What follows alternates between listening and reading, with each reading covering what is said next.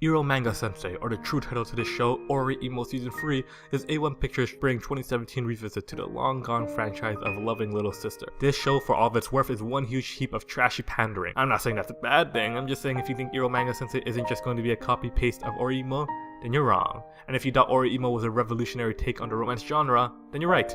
It was clearly an amazing spin on the romance genre, breaking bounds of what it means to truly love someone and to break the taboo and preconceived notions of incest that so many people seem to have. What an amazing series that was definitely taken seriously and not memed the hell out of, and definitely did not spawn the best waifu, Kuroneko.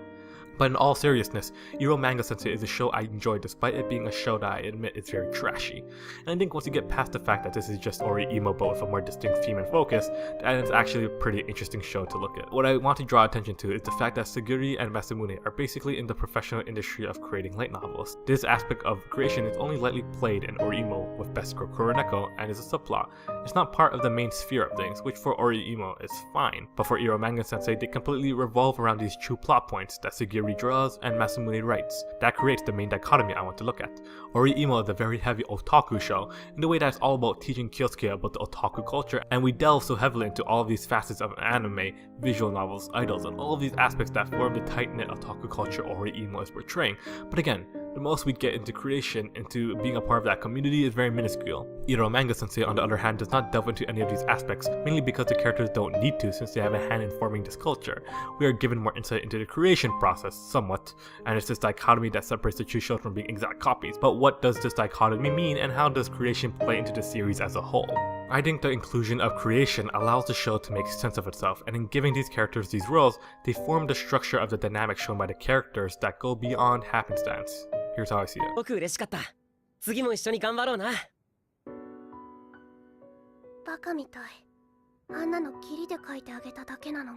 Masamune is the older brother of Sagiri, who isn't related to him by blood but was kind of forced upon him one day. He takes pride in being an older sibling, and he really does care about Sagiri, we can see that.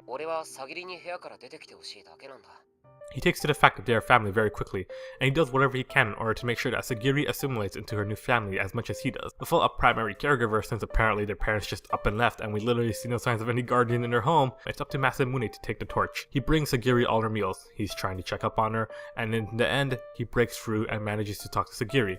He is the showrunner, he is the breadwinner, and he's the one who's dragging Sagiri around. Again, another dichotomy from Oreimo. Likewise, he is a writer, he writes light novels. It is without a doubt that if he did not exist, that Sagiri could not function. She wouldn't be able to eat, sustain her home, nor would she have anyone to be able to talk to. Her being alive, her being Sagiri, is hinged on Masamune being him. Her hobby, her career as an artist, is also hinged on Masamune. Sure, she could draw for someone else, but she doesn't. She draws for Masamune, and she's made his career as Eromanga-sensei through his light novels. The writer-character archetype here is one that is of extreme care and warmth. They create worlds, representations of life, and they make novels. They put time and care into crafting characters and situations and the story, and that delicacy, dedication, and determination bleeds into Masamune's actual character. He exhibits exactly what he does. In extension, he himself was at first entranced by the job of a writer. By Elf Yamada's works, he was saved. He had garnered an emotional connection, and he had seen the power of the writer, of how much they could affect with words. Likewise, he has affected Sagiri in ways he could never at first predict. He has broken her shell for the most part, and although not entirely broken, still much better than his previous condition. So what about Sagiri? She's an artist, and she's totally reliant on Masamune. For the most part, artists can get around just selling what they make, and a lot of the time, sure, mangakas do both story and art, but Sagiri isn't a mangaka. She's an illustrator. She draws what she needs to draw, she draws what she is told to draw, and sometimes she draws for fun. But her job isn't to create stories, her job is to focus on making Masamune's product shine. Without someone to draw for her, her purpose will be nullified. Even in the rawest form, she bases her drawings off of stories, and Masamune is the one who creates them from dust.